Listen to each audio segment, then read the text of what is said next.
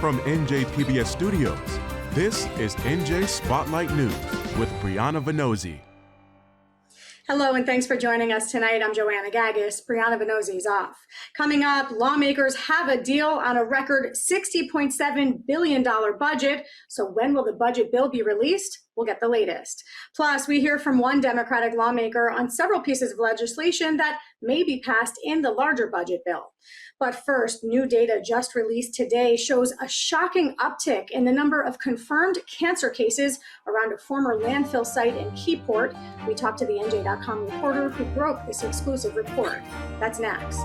Funding for NJ Spotlight News provided by the members of the New Jersey Education Association and RWJ Barnabas Health. Learn more at rwjbh.org. Back in April, NJ.com first reported on an investigation into more than 40 cancer cases in the Keyport community near the site of the former Aero Marine facility, which closed in 1979 and is now a dormant landfill. But in just 2 months' time, the number of documented cases uncovered has risen almost tenfold. Concerns of a possible cancer cluster are growing in the community, and they're calling on the state and the owners of the Aero Marine site for answers. The woman behind this investigation is Karin Price-Muller, investigative reporter for NJ.com. Karin, it is so great to have you on the show. I know you've been investigating the suspected cancer cluster in Keyport that's around the site of the Aero Marine dump. The latest numbers that you just reported are simply astounding. Can you tell us what you found and what you released today since you started the investigation? Sure, and thanks for having us. We started with 41 cases when we published our first report in April. And since that time, we've reached out to the community, and community members have come to us with concerns about cases in their families or even their own case. So as of publication this morning, we were up to 370 cases that we considered confirmed or verified, which means we did some extra digging to try to get more information about the person who supposedly had cancer. Then we still have a couple of dozen more that we have not yet verified. So it wasn't a question of somebody saying, oh, my neighbor down the block had it. We had to have the person's name and the diagnosis and where they lived and more information to count them as part of the entire report. 370 cases. In what span of space? What stretch of land does this cover?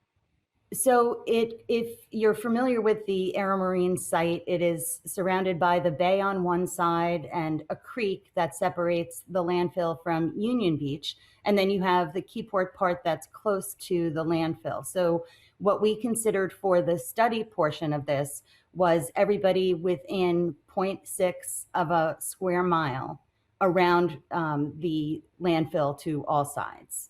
We did have cases that fell outside of that area, and we are still keeping track. Those are included in the 370. But as you know, we had done this study taking a look at the incidence of cancer, and for that, we only included the people who were within that 0.6 of a square mile. When we talk about cancer cases, can you give us some examples? Who is sick? What are they struggling with? It's really astounding because we have had pretty much every kind of cancer that you could name. We've had blood cancers, we've had kidney and liver and lung, and you name the body part, and people have come to us with the cases.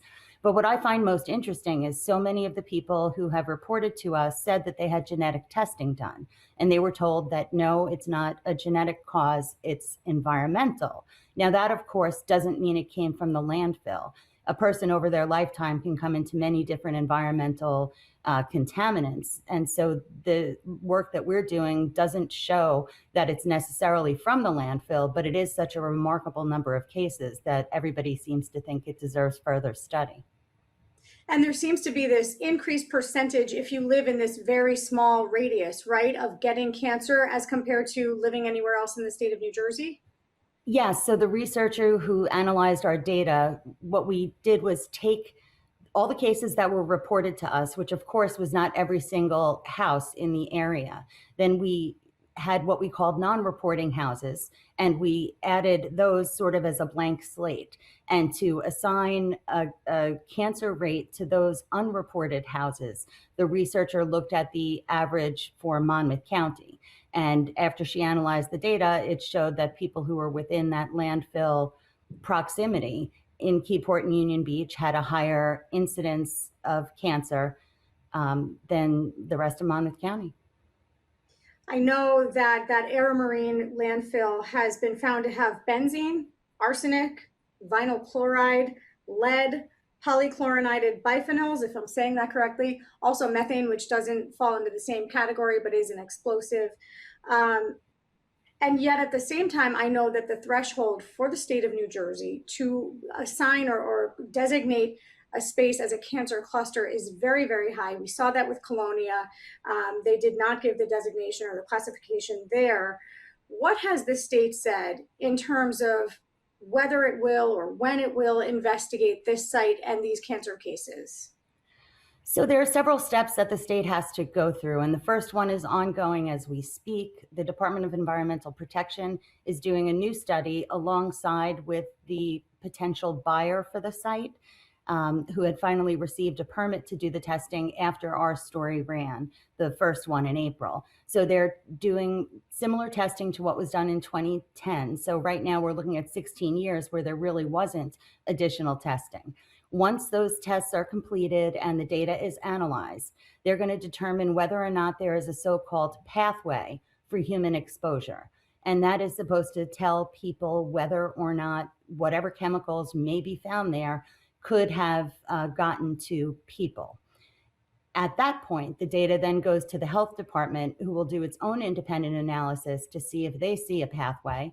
And they're the ones who would take the next steps to determine if something could actually be a cancer cluster. But it does take years and years to do that research. And something else that I think is really important that the residents have said to me, that area, because of all the water surrounding it, often floods, not just Sandy and nor'easters before that, but there's regular flooding. And people question whether or not the water flooding could actually be a pathway, bringing toxins into neighborhoods from the landfill, which we know was never properly cleaned up and had been leaching different chemicals. And could that have been a pathway to bring some contaminants to people's homes? So that's a big question. Yeah, has the state indicated whether they'll consider flooding as a pathway? They haven't really answered that question when I've asked it. It's, I guess we'll see. Open-ended. Aero Marine has been fined, I think, close to $900,000 at this point. Those It's fines actually don't seem more to than have been 1.2 million, more than Wow. 1.2 million. So we had this testing in 2010. Prior to 2010, there were inspections, there were violations, there were no fines. When the 2010 study happened, somebody was interested in potentially buying it. So DEP said that they didn't proceed with fines at that time because they wanted to see if a purchase could go through. And time went on and time went on, and that deal fell through. I don't know exactly when that deal was ended, but there were inspections, but there were no fines until the first one in 2021, which was just $15,000.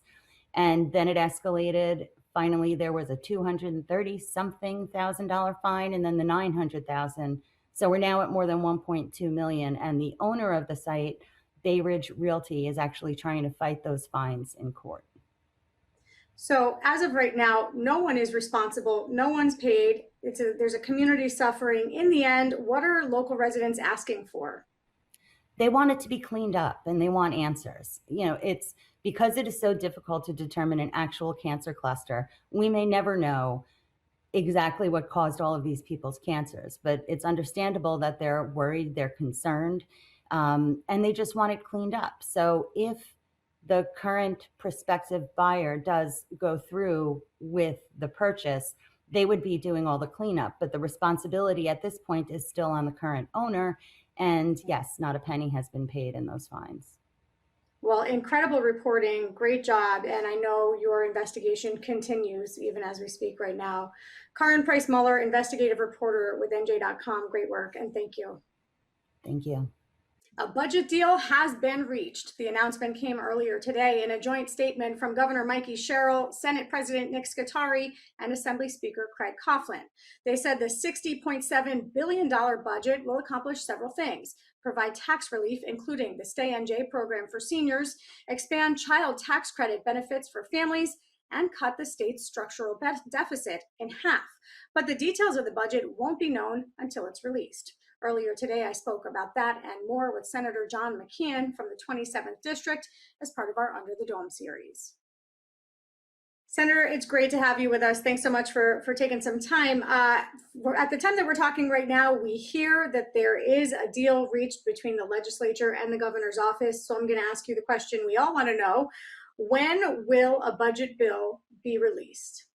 Yeah, I would suspect, I think the Budget Committee is scheduled to meet tomorrow, Wednesday, the 24th, and again on Friday. I would suspect that the completed budget bill will be heard on Friday, and that on the following Monday, the entire legislature will be present to vote on a number of pieces of legislation, as well as the budget itself. I have to ask you about process because it's something we hear over and over again from constituents, from other lawmakers. Democrats and Republicans alike have been critical of the process. They say it's just not transparent enough. There's not enough time to do a deep dive on all the elements of this massive bill. Do you take issue with a bill coming out on a Friday that's for the budget for the entire year and being passed on a Monday or a Tuesday? Well, you have to remember what the bill is a compilation of what have been literally hundreds of hours of public hearings that have been going on since March. So that's always not true as it relates to the transparency. Each department, every dollar of a $60 billion budget being a matter of scrutinized over the public ways. As it relates to the fine detail that has to do with language and things that take a lot when you're dealing with this kind of volume. So I don't feel that way at all. I think that this governor, as has the last, has gone out of their way to be as transparent as possible with the practicalities of bumping up against a July 1st deadline. So just to stay on that, do you see no room for improvement in terms of when and how budgets are presented? There's always room for improvement when it comes down to it. But so for at least 48 hours, it will be before it could be voted on. So it will be passed down on Friday. It'll be Monday until we act on it. But again, you're leaving out the 4 months that preceded this, going back to March with the governor's budget address, which laid out everything that she planned. And what, quite frankly, the number that she planned on expenditures of $60.7 billion is exactly what we are about to adopt. Not exactly that type of spending, but for the most part, just what everybody's seen for 4 months now.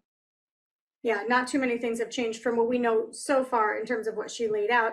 But again, from what we know so far, I want to talk specific pieces of legislation. I don't know if these will be included in the votes next week, but I know you supported a bill that would ban micro betting here in the state. It would ban anyone who has a license for sports betting from offering or accepting micro bets.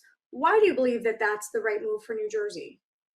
Yeah, I mean, listen, we could talk for an hour about gambling and issues. The genie's out of the bottle. We're the first state to do it, and thus we know that about 5.6% of people that have gambled have become problem gamblers. That's a huge swath of people. That's 200,000 New Jerseyans that have a gambling issue, and we really need to do much by way of dealing with that, especially because of the biggest group among that number are young men and young people in general.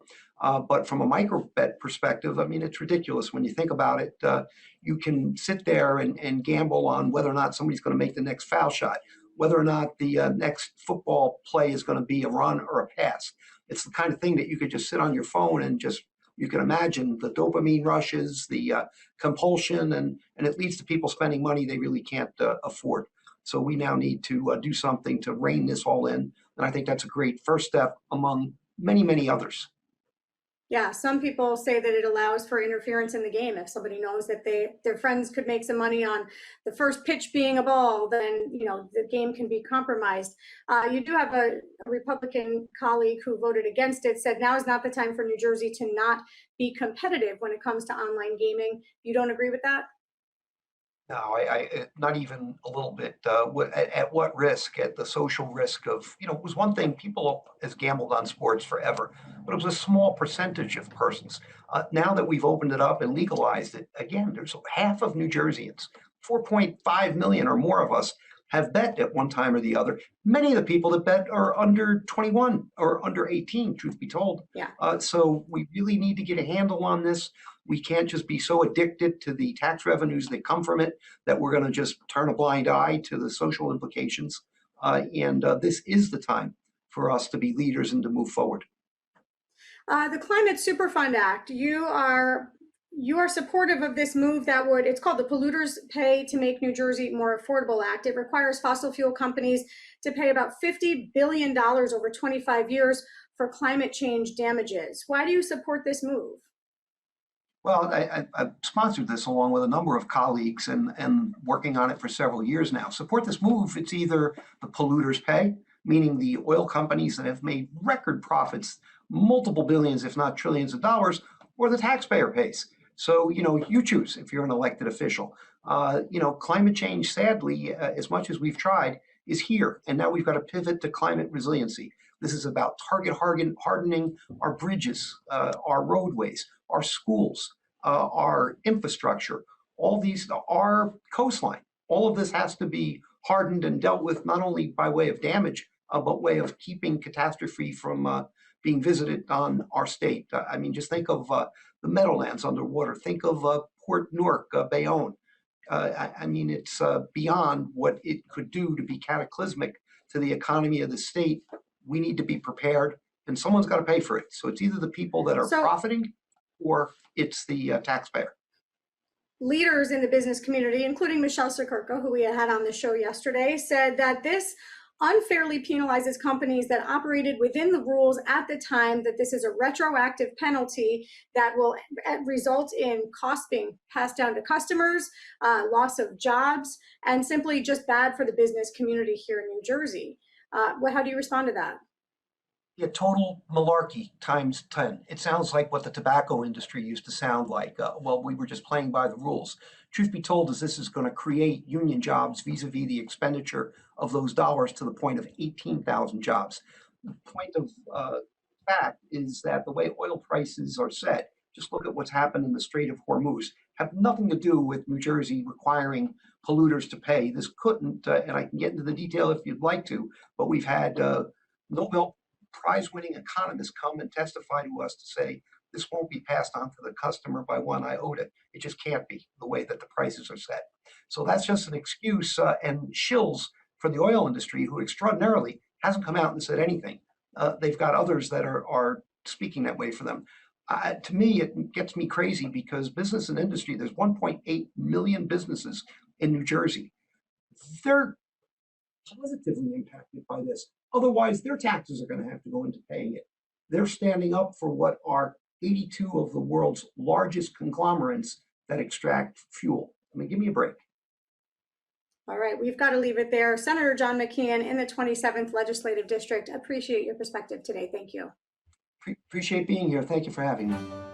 Under the Dome is made possible in part by the Corporation for Public Broadcasting, a private corporation funded by the American people. So yes, a budget deal has been reached, but lawmakers still have to present and then vote to pass the state budget.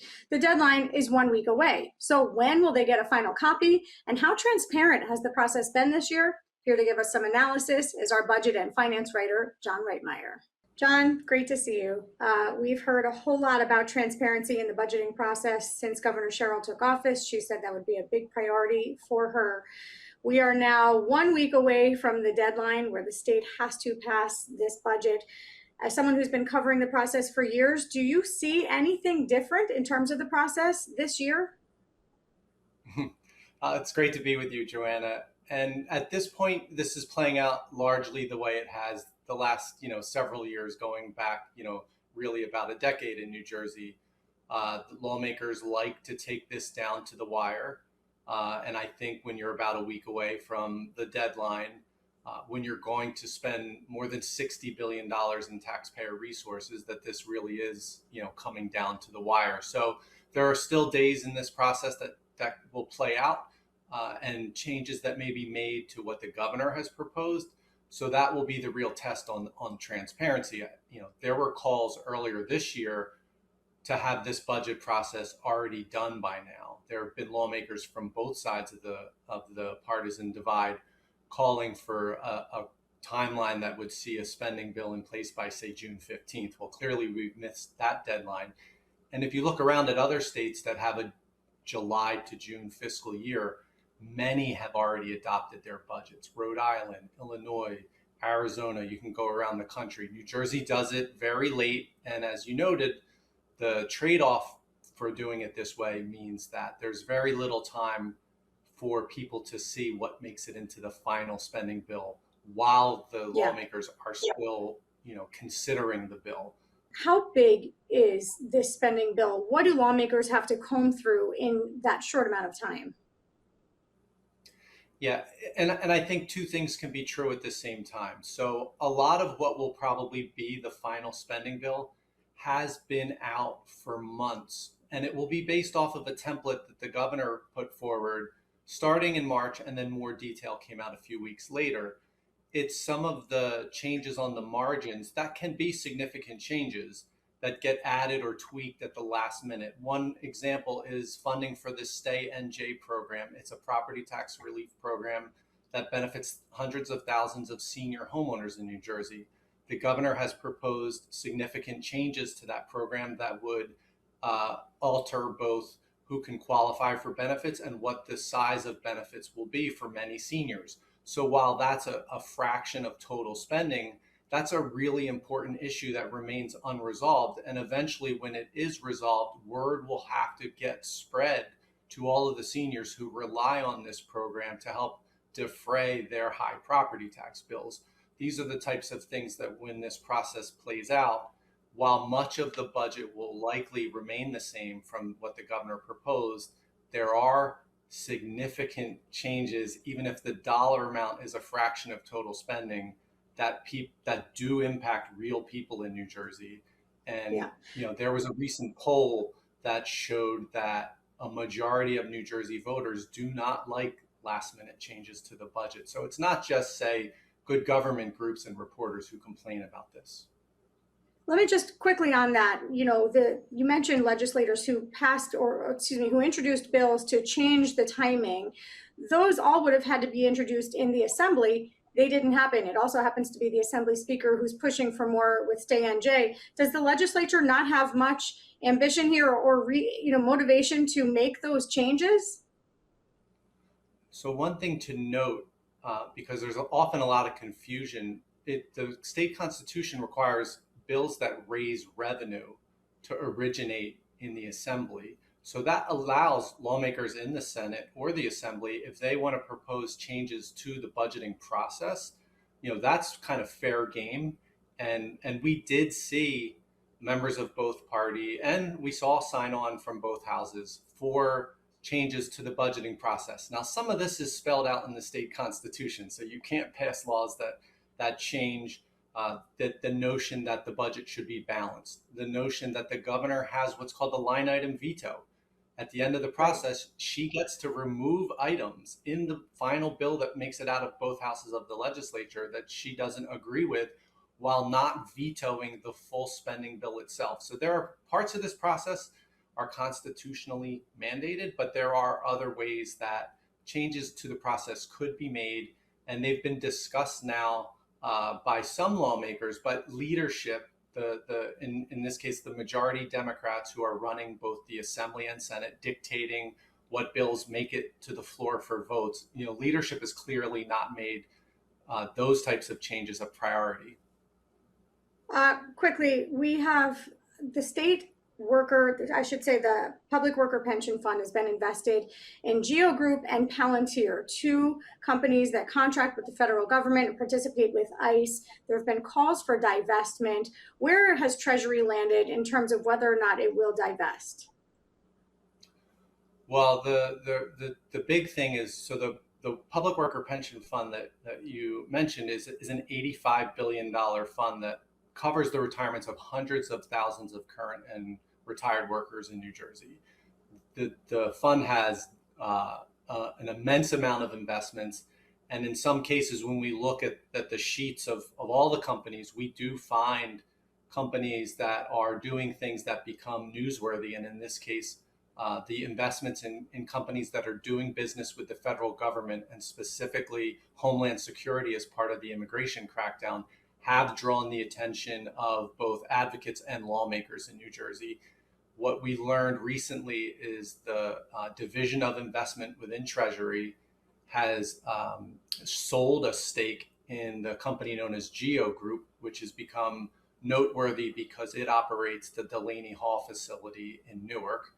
And then there's also an investment in a technology firm called Palantir. Last we checked, that was about $115 million. So a small drop in an $85 billion fund. Just a couple seconds left, John. Where did we end up there? We still own, the pension fund itself still owns the Palantir stake, although lawmakers are trying to pressure through law for divestment. And of course, there was a bill introduced that would require divestment when a company infringes on data privacy to determine a person's immigration status. That bill still needs to move through the legislature, though, yes? It's been introduced and it has yet to receive a hearing in either the Assembly or Senate, so it remains pending. Yeah. All right, good stuff. John Reitmeyer, budget and finance writer for us. Thank you. You're welcome. That's going to do it for us tonight. I'm Joanna Gagis for the entire team here at NJ Spotlight News.